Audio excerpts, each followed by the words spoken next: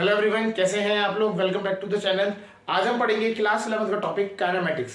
Kinematics basically एक branch है classical mechanics की। इसमें हम बात करते हैं मोशन ऑफ एन ऑब्जेक्ट, किस तरीके से वो मोशन कर रहा है ना। बट यहाँ पे थोड़ा सा समझना है, हम मोशन के बारे में तो स्टडी करेंगे बट हम इंक्वायर नहीं करेंगे कि वो किस तरीके से हो रहा है मोशन। हम वो फोर्स हम लगा रहे हैं या फोर्स लग रहा है, कैसा टाइप का फोर्स है, क्या है, वो हम यहाँ पे नहीं समझेंगे। हम यहाँ पे बात सिंपल ये समझते हैं कि भैया मोशन किस तरह से हो रहा है। वो बॉडी रेस्ट पे है, मोशन पे है, तो मोशन में भी हम स्टडी करने के लिए कुछ टर्म्स के बारे में पढ़ेंगे इस चैप्टर में। डिस्टेंस, डिस्प्लेसमेंट, स्पीड, है ना, तो इनके के बारे में हम यहाँ पे समझेंगे। चलिए स्टार्ट करते हैं इस चैप्टर को विद काइनेमेटिक्स। ठीक है, चलिए सबसे पहले बात आता है काइनेमेटिक्स होता क्या है, बेसिक है ना। तो हमें बेसिकली काइनेमेटिक्स समझना है पहले होता क्या है। तो kinematics basically it is the branch of classical mechanics. It is the branch of classical mechanics. It is the branch of classical mechanics. तो क्लासिकल मैकेनिक्स आती है, आपका मैकेनिक्स भी मतलब डिफाइंड है ना, क्वांटम मैकेनिक्स, क्लासिकल मैकेनिक्स। तो ये क्लासिकल मैकेनिक्स में आ जाता है। ठीक है, मैकेनिक्स दैट डील्स विथ, आप फिजिक्स भी लिख सकते हैं क्लासिकल मैकेनिक्स की जगह पे ना, physics. It is the branch of physics that deals with the motion of an object, the motion of an object.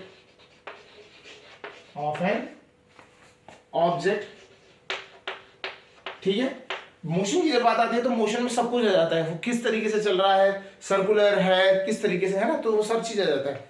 ठीक है, इसमें बस हमें यहाँ पे ध्यान रखना, जब हम काइनेमेटिक्स की बात करेंगे तो काइनेमेटिक्स में हम फोर्स की बात नहीं करेंगे। ठीक है ना, तो यहाँ पे हम लिखेंगे विदाउट इंक्वायरिंग। हमें मतलब ही नहीं है किस वजह से हो रहा है ना। इंक्वायरिंग द कॉज, कॉज के लिए ब्रैकेट में है ना, फोर्स भी कह सकते हैं। ठीक है, क्लियर, ऑफ द मोशन। ठीक है, क्या कॉज है वो हमें यहाँ पे समझना ही नहीं है, हमें सिंपल बात है काइनेमेटिक्स क्या है, एक ब्रांच है। ठीक है, फिजिक्स की सिंपल आप बोल देते है ना। तो फिजिक्स की एक ब्रांच है जो हम मोशन को स्टडी करता है without any inquiry of the force, जिसकी वजह से वो मोशन हुआ है। समझ आ गया काइनेमेटिक्स, क्लियर। तो हम इस काइनेमेटिक्स में हम कुछ टर्म्स के बारे में पढ़ेंगे, डिस्टेंस, डिस्प्लेसमेंट। ठीक है, तो वो हम यहाँ पे अभी बात करेंगे। चलिए स्टार्ट करते हैं आगे। तो काइनेमेटिक्स में समझ आ गया कि मोशन की स्टडी है। ठीक है, तो अब आता है मोशन। मोशन होता क्या है ना, मोशन के टाइप्स ये भी समझना है। तो सबसे पहले हम बात करते हैं, सबसे बेसिक आता है रेस्ट। अब रेस्ट होता क्या है और मोशन क्या होता है, ये दोनों चीजें समझ लेते हैं। हम एक बॉडी को कब रेस्ट पे कहते हैं और कब मोशन में कहते हैं, ये चीज समझने की बारी है ना। यहाँ पे समझते हैं। तो रेस्ट क्या होता है, अगर कोई बॉडी अपनी पोजीशन चेंज नहीं करता है, क्या होता है, when a body do not changes its position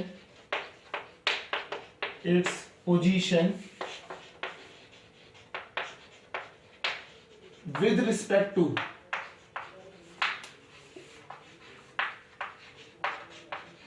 time।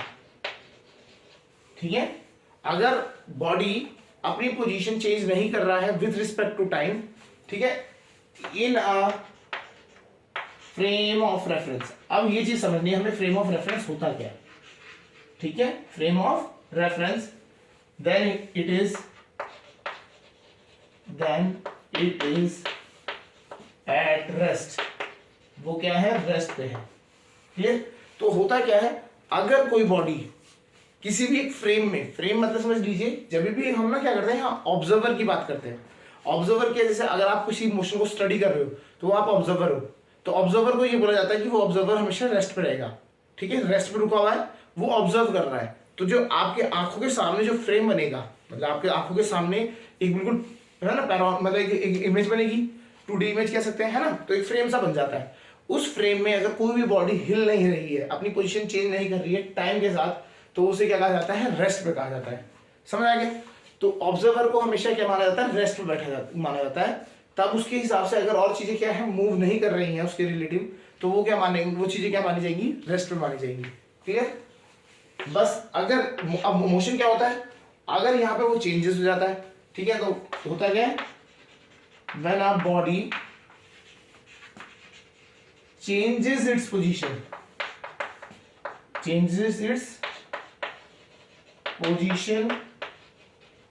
with time in a frame of reference. Frame of reference समझ आएगा होगा, ये से ऑब्जर्वर फ्रेम भी कहा जाता है, ठीक है। Then it is in motion, ठीक है। तो ये ऑब्जर्वर फ्रेम होता है। बेसिकली आपको ये समझना है, जो भी ऑब्जर्व कर रहा है उस ऑब्जर्वर को हमेशा रेस्ट पे रखते हैं और उसके हिसाब से वो आसपास की चीजें देखता है, वो मूव कर रही है नहीं कर रही है। अब इसका देखो कंसेप्ट समझिए, मोशन जो होता है रिलेटिव होता है, मतलब क्या होता है, रिलेटिव देखा जाता है, किसी चीज के साथ रिलेटिव होता है, ठीक है। तो अगर हम बात करते हैं, जैसे फॉर एग्जांपल हम ट्रेन में ट्रैवल कर रहे हैं, ठीक है, तो मैं अगर ट्रेन से बाहर खड़ा हूँ, जमीन मैं अर्थ पे खड़ा हूँ और ट्रेन सामने है, ट्रेन चल रही है, ठीक है, तो उसमें ना लोग बैठे हुए हैं, तो मेरे हिसाब से क्या होगा, मेरा जो फ्रेम है उसके हिसाब से ट्रेन क्या करने लगी, मूव करने लगी, उसके अंदर लोग मूव करने लगे, तो वो सब किसमें है, मोशन में। वो किसमें हो गए, मोशन में। अब मैं ही उस ट्रेन के अंदर बैठा हुआ हूँ, मैं ट्रेन में बैठा हूँ, कोच में बैठा हुआ, मैं सीट पे बैठा हूँ, ठीक है। तो मेरे सामने जो बंदा बैठा हुआ है, अब अगर मैं क्या करूंगा, मैं अपने आप को ऑब्जर्वर मानूंगा। अगर मैं सामने वाले को देख रहा हूँ तो वो सामने वाला वो रेस्ट पे लिखेगा मुझे, क्योंकि वो तो मूव नहीं कर रहा है, क्योंकि वो फ्रेम में, मेरे उस फ्रेम में वो रेस्ट पे बैठा हुआ है। ट्रेन मूव कर रही है और मैं जैसे खिड़की से बाहर देखता हूँ, तो खिड़की से जैसे बाहर देखूंगा तो मुझे पेड़, पोल्स, है ना, बिल्डिंग्स, ये सब क्या करते करते दिखेंगी, मूव करती हुई। तो उस टाइम पे मैं ये नहीं बोलूंगा कि मैं अगर ऑब्जर्वर हूं तो मैं मूव कर रहा हूँ, ऐसा नहीं। मैं क्या सीधा बोलूंगा, भैया जो सामने जो बिल्डिंग्स है वो मूव कर रही है मेरे रिस्पेक्ट में, तो वो किसमें आ गई, मोशन में। क्लियर। हमेशा आपको ऑब्जर्वर देखना है, ऑब्जर्वर का जो फ्रेम बनेगा उस फ्रेम में वो क्या क्या चीजें मूव कर रही हैं, वो सारी चीजें मोशन में जाएंगी। अगर जो चीज रुकी हुई है तो वो रेस्ट पे है। समझ आ गया। तो हमेशा ऐसा आप किसी को भी नहीं कह सकते कि किसी ये चीज रेस्ट पे है। अगर हम बोल रहे हैं कोई चीज रेस्ट पे है ना, फॉर एग्जाम्पल अगर मैं बोलता हूँ बोर्ड है ना, या फिर हमने बोल दिया इस टाइप से देख लेते हैं, ये हमने यहाँ एक लाइन खींच दी, ठीक है, और मैं अगर इसको देख रहा हूं, अभी मैं रुका हूं, लाइन भी वहीं पे, तो इट इज इन रेस्ट। ये किसमें है, रेस्ट में, क्योंकि वो पोजीशन नहीं कर, चेंज कर रही है टाइम के साथ। अब हुआ क्या, थोड़ी देर बाद मैं मूव करके इधर आ गया, है ना। अब मैं एज ऑब्जर्वर हूं, तो मेरे हिसाब से क्या होगा, मेरे को लगेगा कि ये जो लाइन है पहले तो ये दूरी पे थी, है ना, 1 मीटर की दूरी पे थी, अब ये थोड़ा सा पास आ गई है, तो ये लाइन पास आ गई, तो मैं ये बोलूंगा लाइन इज इन मोशन, ठीक है ना। मैं अपने आप को मोशन में नहीं बोलूंगा, मैं बोलूंगा आई एम ऑब्जर्वर, तो मैं मेरे रिलेटिव ये लाइन जो है मूव करके मेरे पास आ गई, तो इसे कहते हैं रिलेटिव मोशन। और जो मोशन अगर आप स्टडी करते हो किसी न किसी के ऑब्जर्वर के रिलेटिव ही होता है, तो इसलिए rest and motion are relative, ये याद रखने का है। और रेस्ट होता क्या है, अगर कोई body do not changes its position, तो पोजीशन की बात होती है, विद रिस्पेक्ट टू टाइम होता है, और इन अ फ्रेम ऑफ रेफरेंस। 3 चीजों को आपको फोकस करना है, एक तो पोजीशन क्या हो रही है, टाइम के साथ चेंज हो रही है नहीं हो रही है, और एक फ्रेम में होना चाहिए रेफरेंस के। समझ आ गया होगा, क्लियर, ठीक है। तो यहां तक ये समझ आना चाहिए। अब उसके बाद हम बात करते हैं इस मोशन को स्टडी करने के लिए, है ना, कुछ हम टर्म्स के बारे में बात करते हैं, तो that is distance and displacement. आज हम बात करते हैं इसमें डिस्टेंस एंड डिस्प्लेसमेंट। तो जो पोजीशन की बात हमने अभी करी कि पोजीशन चेंज नहीं कर रहा है या पोजीशन चेंज कर रहा है, तो उसको हम स्टडी करने के लिए हम क्या यूज करते हैं, डिस्टेंस और डिस्प्लेसमेंट यूज करते हैं मेजर करने के लिए। अभी हमने जैसे बताया था एक पॉइंट है, जैसे फॉर यहाँ पे हमने एक लाइन मार्क कर दी, है ना, खींच दी, ये लाइन अभी मेरे से क्या है, कुछ डिस्टेंस पे है ना, और मैं मोशन करके इधर आ गया, तो अब वो डिस्टेंस कम हो गया। तो मतलब मोशन को स्टडी करने के लिए हमें डिस्टेंस की जरूरत पड़ती है। तो होता क्या है, डिस्टेंस ये समझ लेते हैं। चलिए, तो हम बात करेंगे डिस्टेंस एंड इसी का बिल्कुल एक रिलेटिव भाई मान लीजिए, चचेरा भाई, वो है displacement. Distance and displacement, clear, ये 2 चीजें हैं। अब होते क्या है ये समझ लेते हैं। डिस्टेंस क्या होता है, it is the path travelled by the body, it is the path travelled by the body, travelled by the body, path travelled by the body, जो इसने एक्चुअल में पाथ ट्रेवल किया, है ना। अगर हम एक पोजीशन से दूसरी पोजीशन पे गए, तो जो उसने एक्चुअल पाथ ट्रेवल किया उसे हम क्या कहते हैं, डिस्टेंस कहते हैं, ठीक है। तो जैसे फॉर एग्जांपल ये पॉइंट ए था, ये पॉइंट बी था, यहां तक जाने का जरूरी थोड़ी ना सीधा रास्ता हो, कुछ टेढ़ा मेढ़ा रास्ता होगा। तो ये जो टेढ़ा मेढ़ा रास्ता गया जिससे हम गए, ट्रैवल किया, वो क्या हो गया? डिस्टेंस। वो क्या हो गया? डिस्टेंस। समझ आ गया? डिस्प्लेसमेंट क्या होता है? Shortest distance, shortest distance from initial मतलब जहां से स्टार्ट किया, इनिशियल पॉइंट या पोजीशन लिख सकते हैं, initial position to final position, final point. ठीक है, तो देखिए अभी हम क्या करते हैं, हमने बोला ये ए और बी, वही सेम चीज, जाने का रास्ता थोड़ा सा अजीब सा था, इस तरीके से चले गए, तो ये तो हो गया डिस्टेंस। अगर हम ए और बी के बीच में अगर हम ऐसा एक लाइन क्रिएट करते हैं ए से बी की तरफ, ठीक है, तो ये जो स्ट्रेट लाइन है ये क्या हो जाएगा? डिस्प्लेसमेंट। तो ये जो है ये हो गया आपका डिस्प्लेसमेंट, और ये जो आपने एक्चुअल पाथ ट्रेवल किया था वो था डिस्टेंस।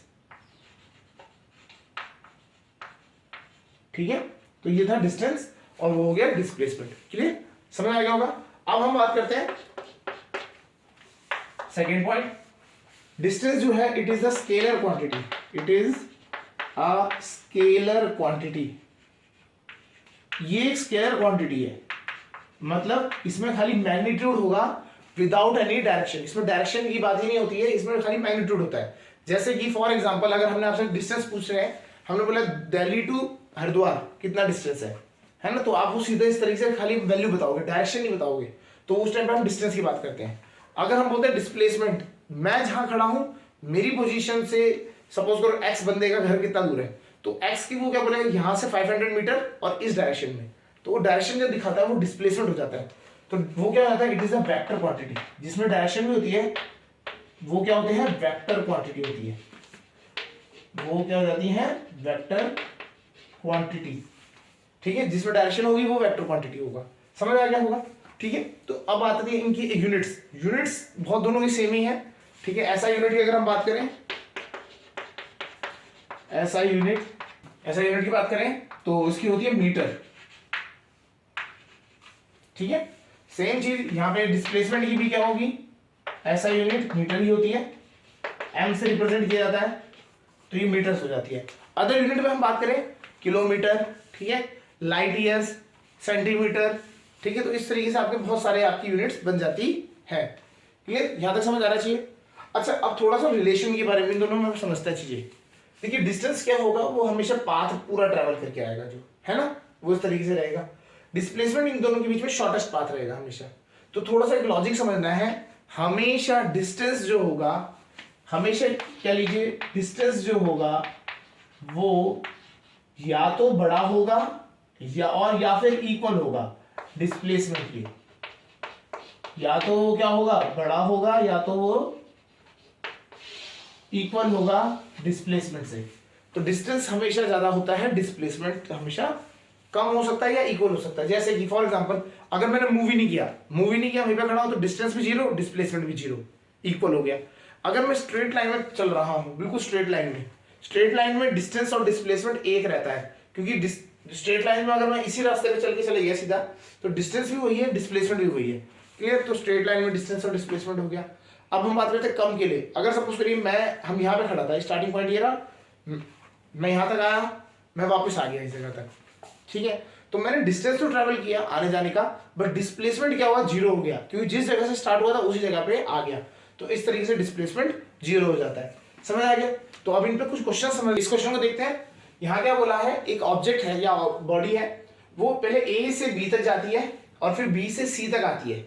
तो हमें पूरे टाइम पे, मतलब पूरे जो मोशन हुआ है इस पूरे में, हमें बताना है कि डिस्टेंस कितना है और डिस्प्लेसमेंट कितना है। ये समझ आ गया? तो हमारा क्या हुआ, बॉडी ए से बी गया, बी से सी आया, तो हमें देखना है कि डिस्टेंस एंड डिस्प्लेसमेंट कितना है। ठीक है, तो बहुत सिंपल बेसिक क्वेश्चन है, स्टार्ट करते हैं। तो डिस्टेंस की अगर हम बात करें तो distance is the total path travelled. तो डिस्टेंस क्या होता है? Total path travelled. ठीक है, तो अब हम बात कर लेते हैं, ये अभी 1D में एक ही उस लाइन में है, बात हो रही है। तो हमारा बोला डिस्टेंस क्या है, तो यहां से हम पहले बी तक गए, ए से बी तक गए, तो ए से बी तक कितना डिस्टेंस हो जाएगा? डिस्टेंस की अगर हम बात करें तो ए से बी प्लस बी से सी, टोटल ऐड हो जाएगा ए से बी, तो यहां से 400 प्लस 300 700, ठीक है। और बी से सी आया तो ये 300, तो आपका कितना आ गया आंसर 1000 मीटर, या फिर हम कह सकते हैं 1 किलोमीटर। क्लियर।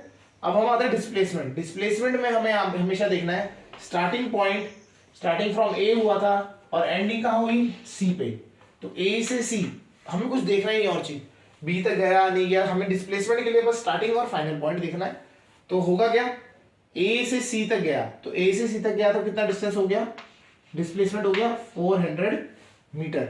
अगर आपसे कोई डायरेक्शन पूछता है तो डायरेक्शन क्या हो जाएगा, डायरेक्शन इज फ्रॉम ए से सी, ठीक है, ये डायरेक्शन हो जाती है। समझ आ गया होगा। इस तरीके से क्वेश्चंस होते हैं आपके। आपको डिस्टेंस एंड डिस्प्लेसमेंट फाइंड करना है, आपको ये देखना है कि टोटल मूवमेंट कितनी करी, डिस्टेंस एंड उसके बाद डिस्प्लेसमेंट हो गया। चलिए एक और क्वेश्चन देखते हैं। चलिए इस क्वेश्चन को देखते हैं। इस क्वेश्चन में क्या कहा है कि एक ऑब्जेक्ट है वो ट्रेवल कर रहा है अराउंड अ पार्क, जिसकी साइड है 400 मीटर। तो एक बना लेते हैं पार्क, ठीक है। तो ये 400 मीटर बाय 400 मीटर का एक पार्क है। इधर वो गेट है एंटर करा जहां से जी, और ये चारों तरफ घूमता है, इसके चारों तरफ घूमता है। अगर हम अब हमें यहाँ पे डिस्टेंस एंड डिस्प्लेसमेंट बताना है। पहला केस क्या है 2 राउंड्स, और सेकंड केस क्या है हाफ राउंड लिया है। इसका जो है हाफ राउंड लिया है और एक बारी में 2 राउंड मारे हैं। चलिए तो पहला केस देख लेते हैं 2 राउंड्स के लिए, ठीक है। तो 2 राउंड्स के लिए डिस्टेंस एंड हमें डिस्प्लेसमेंट दोनों चीजें निकालनी है, ठीक है। तो डिस्टेंस के लिए बहुत सिंपल है। डिस्टेंस आप क्या कर सकते हैं, 2 राउंड क्लियर कवर करें, तो एक राउंड में अगर हम यहां से चलना स्टार्ट करते हैं 400 400 ऐसे कर करके आप ऐड कर लीजिए। नहीं तो आपको पता है इसका चारों तरफ घूम रहा है, तो पैरामीटर निकाल लीजिए। एक स्क्वायर का पैरामीटर कितना होता है, इट इज 4 इंटू साइड, है ना। एक स्क्वायर का पैरामीटर क्या होता है 4 इंटू साइड, और ये एक चक्कर का हुआ, एक चक्कर काटा तो एक पैरामीटर हो गया। कितने राउंड लिए, 2 राउंड्स लिए, तो इसमें 2 से मल्टीप्लाई कर देंगे, तो इट विल बी 4 4 16 16 2 32, और ये आपका इतना मीटर आ गया, ठीक है। इतना मीटर उसने ट्रैवल किया डिस्टेंस। अब डिस्प्लेसमेंट की बात आती है। डिस्प्लेसमेंट में क्या हुआ, यहां से स्टार्ट हुआ, वो गया फर्स्ट राउंड करके आ गया एक राउंड, फिर सेकंड राउंड के लिए भी गया, घूम फिर के यहां आ गया। तो स्टार्टिंग पॉइंट भी और फाइनल पॉइंट भी एक ही जगह हो गया, तो डिस्प्लेसमेंट कितना हो गया 0। डिस्प्लेसमेंट कितना हो गया 0। समझ आया होगा। तो जब हम बात कर रहे हैं 2 राउंड्स के लिए, तो डिस्टेंस हो गया आपका 3200, या फिर हम कह सकते हैं 3.2 किलोमीटर, और डिस्प्लेसमेंट कितना हो गया 0, क्योंकि जहां से स्टार्ट हुआ था वहीं आके खत्म हो गया, तो ये डिस्प्लेसमेंट यहाँ पे हो गया 0। समझ आया होगा, क्लियर। अब हम बात करते हैं केस बी के लिए। जब हाफ राउंड है, हाफ राउंड के लिए डिस्टेंस आप निकाल सकते हैं। हाँ, अब ये समझना है वो गया कहां से कहां तक है। हाफ राउंड यहां से ऊपर गया और यहां तक आया, ये आधा राउंड हो गया। तो स्टार्टिंग पॉइंट और फाइनल पॉइंट ये रहा, ठीक है। स्टार्टिंग एंड फाइनल पॉइंट हो गया। तो डिस्टेंस की सिंपल है 400 प्लस 400 800 मीटर आपका डिस्टेंस आ गया। अब आता है डिस्प्लेसमेंट। डिस्प्लेसमेंट में इस बार अपने उस पोजीशन पे नहीं आया है, वो यहां से वहां पहुंच गया इस जगह तक, तो इसका क्या होगा डायगोनल हो गया। तो डिस्प्लेसमेंट क्या होता है, फाइनल और इनिशियल पॉइंट के बीच में शॉर्टेस्ट डिस्टेंस, डायगोनल हो गया। तो आप इसको पाइथागोरस थ्योरम से निकालेंगे, इट विल बी 400√2, तो आपका आंसर आ जाएगा 400√2 मीटर। और अगर आपसे डायरेक्शन पूछी जाएगी तो 45 डिग्री, है ना, ये आपका इस तरीके से इस साइड को रहेगा, क्लियर। अलोंग द डायगोनल भी कह सकते हैं। तो ये आपका क्या हो गया, डायरेक्शन ऑफ द डिस्प्लेसमेंट भी हो गया। यहाँ पे समझ आ रहा होगा किस तरीके से ये करना है, क्लियर। अगला क्वेश्चन देखते हैं। इस क्वेश्चन को देखते हैं। यहाँ पे हमारे को क्वेश्चन में क्या बोला गया है, एक बॉडी है वो ट्रैवल कर रही है अराउंड अ सर्कल, वो सर्कल के अराउंड घूम रही है, और जब वो घूमती है, तो अगर हम एक सर्कल बात करते हैं, ठीक है, तो रेडियस उसका आर मान लिया।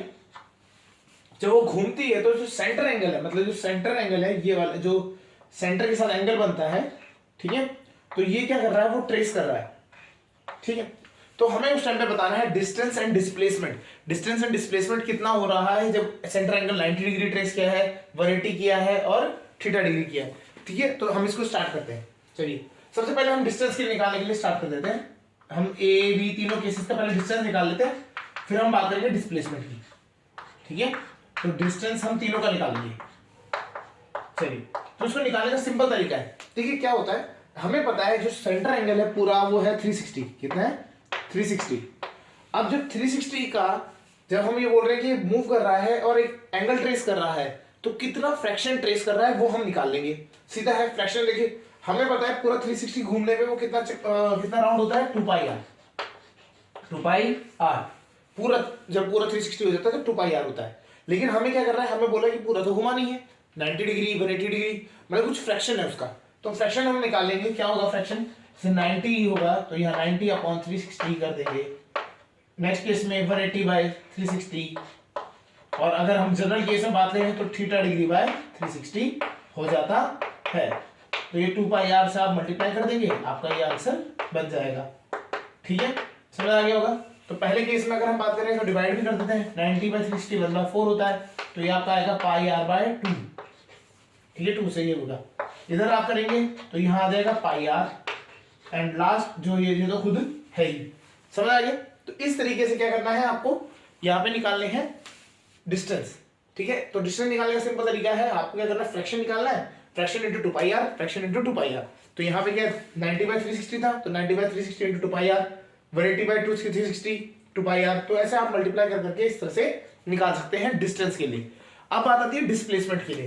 तो डिस्प्लेसमेंट में क्या रहता है, डिस्प्लेसमेंट के लिए तो हम इस तीनों केस के लिए डिस्प्लेसमेंट निकालेंगे। तो पहले केस में अगर हम बात करते हैं, देखिए ऑब्जेक्ट यहां से स्टार्ट हुआ, ठीक है, और ये 90 डिग्री, तो 90 डिग्री का ये एंगल ट्रेस करके वो ए पॉइंट से बी पॉइंट तक पहुंच गया।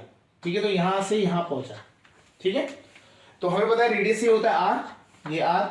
तो हमें ये डिस्प्लेसमेंट क्या होता है, शॉर्टेस्ट डिस्टेंस यहां से यहां तक का डिस्प्लेसमेंट। देखो डिस्टेंस तो हो गया सर्कुलर पाथ में, डिस्प्लेसमेंट होगा शॉर्टेस्ट पाथ। इनको डायरेक्ट ज्वाइन कर देंगे। तो हम डिस्प्लेसमेंट जब हम निकालते हैं तो displacement is the shortest path. तो शॉर्टेस्ट पाथ होता है, तो जब शॉर्टेस्ट पाथ है तो शॉर्टेस्ट पाथ के लिए पाइथागोरस थ्योरम निकालेंगे आर आर, तो कितना आ जाएगा √2 आर, या आर √2 कह लीजिए, इस तरीके से आ जाएगा। पाइथागोरस थ्योरम लगाएंगे आर आर, तो ये हो जाएगा आर √2। खत्म किया। क्लियर, इजी, समझ आ गया। सेकंड केस में देखते हैं, यहां से चला 180 ट्रेस कर दिया, 180 ट्रेस करके यहां पहुंच गया, तो ये 180 ट्रेस कर दिया। तो अब कितना डिस्टेंस है, यहाँ पे डिस्प्लेसमेंट हम देखें तो यहाँ पे भी बहुत इजी है। यहां से यहां आ गया, यहां से यहां तक का शॉर्टेस्ट डिस्टेंस ये सीधी लाइन है। तो यह हमें पता है सेंटर से यहां तक का डिस्टेंस रेडियस होता है, ये भी रेडियस होता है, तो रेडियस 2 इंटू आर। क्लियर, ये तो समझ आ गया। अब जो थर्ड केस है ये इंपॉर्टेंट है। थर्ड केस आपका क्या जनरल केस मतलब बन जाएगा, और आपको इस यूज करके आप आंसर निकाल सकते हैं। तो इसको ये निकालना सीखते हैं। ठीक है, तो थर्ड केस के लिए अगर हम बात करें तो ये हमारा सर्कल है, यहाँ सेंटर, ये रेडियस। हमने बोला कि ये इसने एंगल कितना ट्रेस किया, थीटा डिग्री। कितना किया, थीटा डिग्री। तो अब हमें पता है यहां से ए पॉइंट से चला बी पॉइंट पे आ गया, तो आप देखेंगे तो ये कॉर्ड बन गया। क्या बन गया, सर्कल पे कॉर्ड बन गया। तो हम क्या करते हैं, हम इस पे से परपेंडिकुलर डाल देते हैं, जो परपेंडिकुलर आपको सी पे होगा। तो हमें थोड़ी सी सर्कल की प्रॉपर्टीज, जो सर्कल चैप्टर हमने मैथ से पढ़ा था उसकी प्रॉपर्टीज यूज करेंगे कि perpendicular from the centre on a chord bisect the chord, ये बाइसेक्ट भी कर देता है। ठीक है, बेसिकली सिमिलर ट्रायंगल्स हो जाते हैं। तो हम ये बोलते हैं जो थीटा एंगल था ये आधा आधा डिवाइड हो गया, थीटा बाय 2, थीटा बाय 2। ठीक है, अब हमें तो ये ए बी की लेंथ निकालनी है, तो हम बोलते हैं आधे को x मान लेते हैं, तो ये भी कितना हो जाएगा x। क्लियर, अब हम इन ट्राइंगल OBOC कर लेते हैं। इसमें अगर हम बात करें तो हमें पता है sine theta by 2, sine theta by 2 कितना हो जाएगा, ये x है और ये रेडियस है, x अपॉन r। तो हमें यहां से मिल गया, सो x किसके बराबर हो गया, r साइन थीटा बाय 2। ठीक है, तो यहां से यहां तक का x का डिस्टेंस हो गया r sin थीटा बाय 2। हमें तो ये पूरा चाहिए था, तो ये कितना है, ट्वाइस है। तो इस केस में डिस्प्लेसमेंट हो गया 2 टाइम्स, इस जो x आया ना इसका दुगना कर दीजिए। यहां तक का डिस्टेंस x, यहां तक का डिस्टेंस x, तो दोनों मिला के 2x। तो हमारे को तो हमें डिस्प्लेसमेंट तो 2x है, तो x की वैल्यू है r sin थीटा बाय 2, तो 2 टाइम्स कर देंगे 2r sin थीटा बाय 2। तो ये पूरा क्या हो गया आपका, इस तरीके से निकल जाता है। तो एक जनरल फॉर्म है, ये जनरल फॉर्मूला आपको मिल गया। अगर सर कल की डेट में बोलता है आपको ये तो 90 180 था, कल की डेट में 120 दे देता है, तो थीटा की जगह 120 डालेंगे और उसके हिसाब से आपको आंसर मिल जाएगा। 2r sin 120/2 करेंगे, 120/2 60 होता है, sin 60 कितना होता है √3/2, तो आपका आंसर रहेगा √3r। इस तरीके से आपको क्या करना है, क्वेश्चंस करने होते हैं। समझ आ गया होगा। चलिए नेक्स्ट क्वेश्चन पे बात करते हैं। चलिए करते हैं इस क्वेश्चन को, देखते हैं इस क्वेश्चन में क्या बोला है। एक मॉस्किटो है, वो क्या कर रहा है, ट्रैवल कर रहा है one corner to diagonally opposite corner of a box. ये बेसिकली 3D में मोशन है ये, ठीक है। 3D कैसे समझ लीजिए, एक बॉक्स होगा क्यूबॉइडल बॉक्स, ठीक है। ऐसे क्वेश्चन में क्यूबॉइड आ जाए या क्यूब आ जाए, दोनों मतलब एक जैसे रहते हैं, उसका मेथड समझ लीजिए कैसे होता है। अब वो बोले डायगोनली अपोजिट, मतलब क्या, अगर 3D में डायगोनली अपोजिट बात करते हैं, देखो अगर हम एक स्क्वायर या एक रेक्टेंगल होता तो इसमें डायगोनली अपोजिट ही हो जाता, मतलब एक ही मतलब सरफेस पे रहते और हो जाता। 3D में क्या है, डायगोनली अपोजिट मतलब ये एक दूसरे के इस कॉर्नर में पहुंच गया, मतलब यहां से इसने एक्स डायरेक्शन भी कह लीजिए, वाई डायरेक्शन भी कह लीजिए, और फिर जेड डायरेक्शन, तीनों डायरेक्शन में ट्रैवल किया है। क्लियर। अब से किया कितना ट्रैवल है, ये 3 है, ये 4 है और ये 7 है, ठीक है। तो ऐसे में हमें क्या करना है, इसका रिजल्टेंट निकालना है। तो इस तरीके से रिजल्टेंट निकालने के लिए हम ना 3D ज्योमेट्री का यूज कर सकते हैं। हम बोलते हैं कि इसका जो पॉइंट है ओरिजिन है 0 0 0, ठीक है, ओरिजिन ले लिया। तो अगर हम इस पॉइंट की बात करें डायगोनली अपोजिट, तो ये कितना हो जाएगा 3, 4, 7 है यार, 3, 4, 7, ठीक है। तो हमें इनिशियल पॉइंट और फाइनल पॉइंट मिल गया। अब हमें क्या करना है, सिंपल है, इसके पीछे डिस्टेंस निकालना है, तो डिस्टेंस फॉर्मूला लगाएंगे। तो distance is simply final x का कोऑर्डिनेट माइनस इनिशियल x का कोऑर्डिनेट, 3 - 0 3 रहेगा, उसका स्क्वायर कर दीजिए।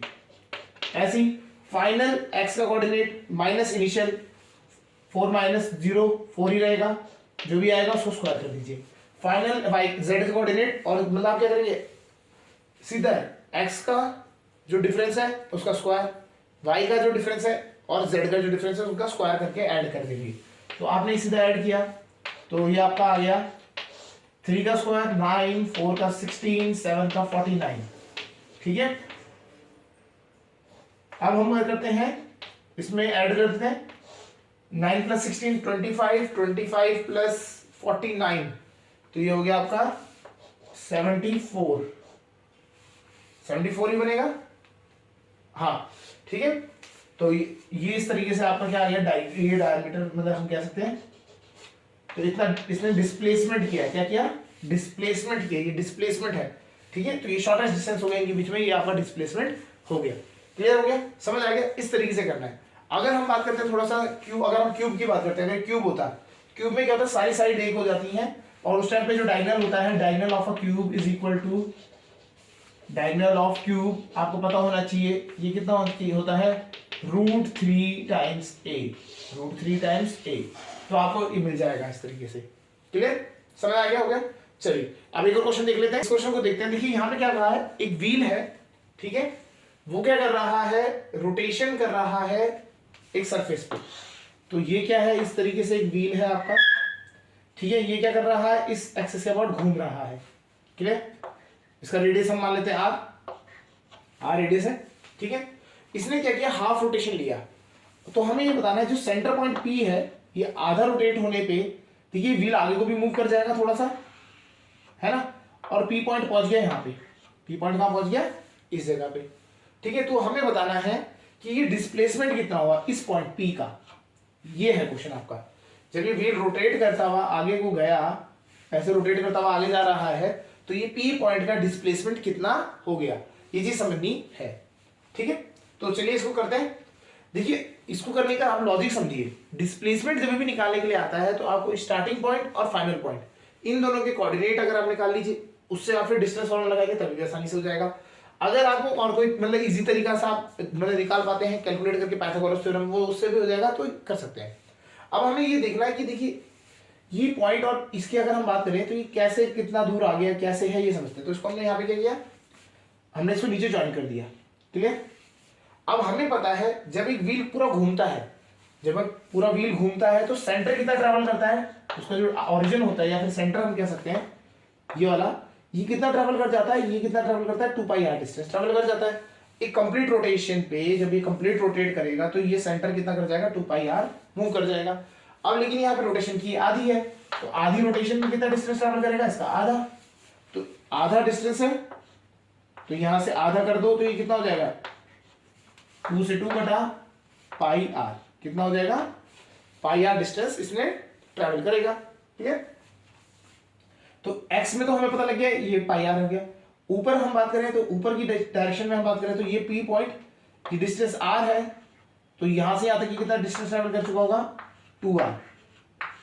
ठीक है, तो जैसे हमने अभी क्यूब वाले में किया, हमने क्यूबॉइड वाले में किया था, उसी तरीके से हम यहाँ करेंगे। हम बोलेंगे जो p का कोऑर्डिनेट है वो कितना 0,0, या तो 2 डायरेक्शन मतलब आपका 2 एक्सेस है, x5 में होगा।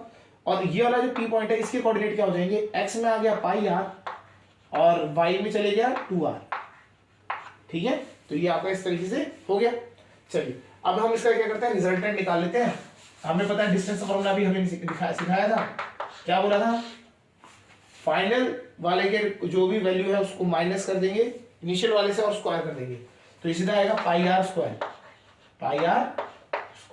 प्लस ऐसी y वाले के साथ करेंगे तो ये आ जाएगा 2r का होल स्क्वायर।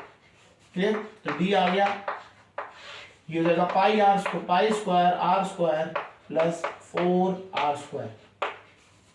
क्लियर, तो d is equal to r square में से r बाहर निकल आया तो अंडर रूट में बचा पाई स्क्वायर प्लस 4, तो ये आपका क्या हो जाएगा डिस्प्लेसमेंट हो जाएगा। समझ आ गया, क्लियर। और ये हो गया, यहां तक तो हमारा डिस्प्लेसमेंट मिल गया। अगर हमें डायरेक्शन भी पूछता है तो डायरेक्शन के लिए आपको सिंपल है, ये एंगल निकाल दीजिए। डायरेक्शन हम एंगल की फॉर्म में दिखाते हैं, तो हम बोल देते हैं ये एंगल कितना हो जाएगा tan थीटा, निकाल लेते हैं। tan theta is equal to perpendicular upon base, perpendicular कितना है 2r अपॉन पाई r, तो यहां से ये कट गया कैंसिल। ठीक है, तो एंगल जो डायरेक्शन आ गई वो थीटा इज इक्वल टू कितना आ गया tan इनवर्स 2 अपॉन पाई। तो इस तरीके से कोई भी क्वेश्चन आपका आ सकता है। तो डिस्टेंस एंड डिस्प्लेसमेंट में इस टाइप के क्वेश्चन जो देखने को मिलते हैं। क्लियर, चलिए इसके बाद नेक्स्ट लेक्चर में हम बात करेंगे जो आपका स्पीड होता है और वेलोसिटी।